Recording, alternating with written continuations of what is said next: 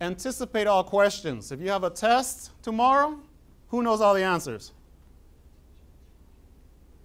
You do, not the teacher. You do, because it's everything in the book and in the lectures. But you have to anticipate what type of questions are going to be asked, i.e. the Rosenberg example or the Mr. Jeans example, which is going to require free response and require thought and opinion supported by material in the book.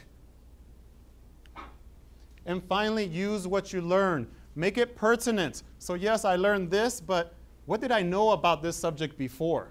And do I apply it anywhere else in my life? If you personalize what you're learning, it becomes a little bit more interesting. Sometimes a lot more interesting. Any questions about this? Raise your hand if you do all this already. Yeah? One person, yeah?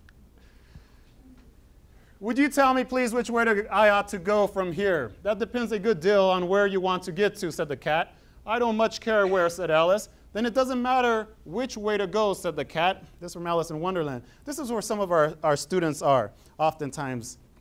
They're like, Mr. G, help me. I want to go to UCLA. Well, why do you want to go there? Well, it's a good school. Well, yeah, everyone knows it's a good school. I want to go to USC. It's a good school. It's in California. It's nice. It's top ranked. I gave you a bunch of rankings here because I want you to understand that rankings are rankings are rankings. It does not matter typically how they're ranked. You want to dig in and say, you want to go to med school? Well, what type of medicine do you want to study? What school offers you the most opportunities to study that particular field of medicine? What research have you seen and written by whom, and what professors that you may be able to study under and maybe get an internship or research opportunity with that particular professor. This year I have a young gal. She has a rare illness, and there's only 2 schools in the country that have research based on this illness that she has. And she wanted to go after both of these schools, and she got into both of these schools because she did her research. Yes, number 1, she has the illness. Number 2, she's very interested in helping fight and learn more about that illness. But above and beyond all that, she does have a wonderful GPA, but there's a compelling story behind her wanting to go to that particular school. As the years go on, by next year, I'll have you visiting some schools and some campuses and teach you how to look and research for what school may be your best match. But don't just go anywhere and apply everywhere. Figure out where your best match may be and what school presents you with the most opportunities. You'll be here for a total of 7 years rather. Work. You deserve to have somewhere where you have opportunities. You've worked really hard, and you will end up working really hard. So make sure you spend due diligence and time on this. This is not our mission statement. All right? Students, some of you think more, more, more. Parents, some of you think more, more, more. You're not only going to school, you're going to join broadcast, you're going to be an MUN, you're going to do a sport, you're going to do a weekend volunteer activities, you're going to play the piano, you're going to do more, more, more, more, more. That's not the secret. You have to make some strategic choices as to why you're doing certain things. I'll talk a bit more about this. It's not just about more. I'm going to play a little clip for you guys, and I'm going to set the context for you. It's a young man by the name of Ben. I don't know if any of you have seen this movie before. Ben gets into med school at Harvard, his dream school. But Ben is going after the scholarship, a full ride, if you will. And while you're not in med school yet, and while you don't have necessarily a full ride you're going after, the argument remains the same, and I'm going to try to convince you about the argument once the clip is over. Ben is a perfect student, perfect GPA, but Attention students, will Deborah Gordillo please come to the main office? Deborah Gordillo, please come to the main office. But Ben is trying to basically beg with the dean, saying, I want this scholarship, I deserve this scholarship, I deserve this opportunity. And I'm just going to play it for you for a little bit. It's kind of not too loud, so just be patient with me.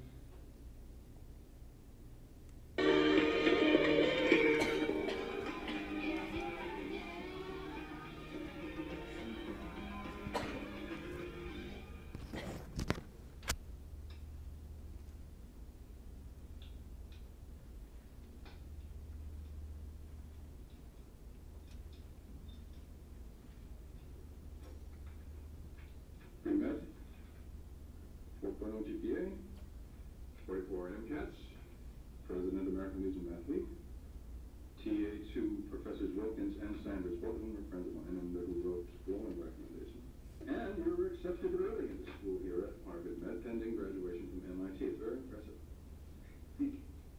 Robinson Scholarship is comprehensive, as you know. It's a free ride. And free rides don't come easy. Absolutely. We have 76 applicants this year, only one of whom will get the scholarship, and most of whom have resumes just as impressive as yours. Right. Professor Phillips, some kids grow up wanting to play for the Red Sox.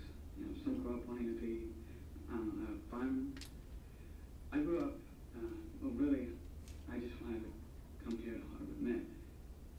And now that I've gotten accepted, it seems to only come down to the money, which I don't really have. So,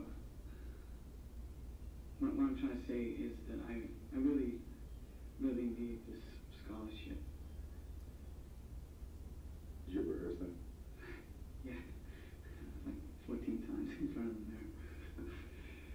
Unfortunately, desire doesn't figure into this much. The Robinson is going to go to someone who dazzles. Somebody who just jumps off the page. Oh, well, then I'm also involved in a science competition. We're building a robotic wheel that can navigate itself using a proprietary GPS system. I'm designing a system. So. Right. Last year, the Robinson went to Hum Jae-woo, a Korean immigrant who has only one leg. Well, I have both my legs. Right, it doesn't carry one of them off. That was a joke. Ben, it's all about the essay. You need to really explain to us what makes you special. What life experience separates you from all the rest. Life experience. What can you tell me, then, that's going to dazzle me?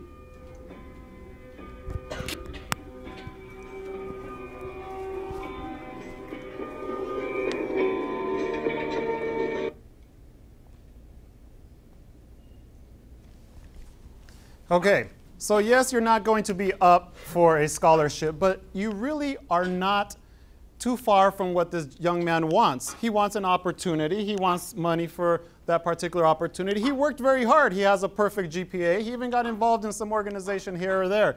Give me a minute while I get this back to where it needs to be.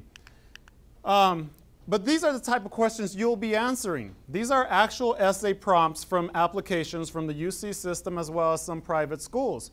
You are what, 14 years old? You're going to be 3 years older, 17, some of you 18 years old when you're about to get to college or apply to college. And you get questions like this. Describe the world you come from. For example, your family, community, school, and tell us how your world has shaped your dreams and aspirations. Well, the first thing kids do is talk about their wonderful immigrant grandfather or grandmother or mother or their uncle or this. At the end of the day, I want to let those people into school, but I still don't know anything about that particular student.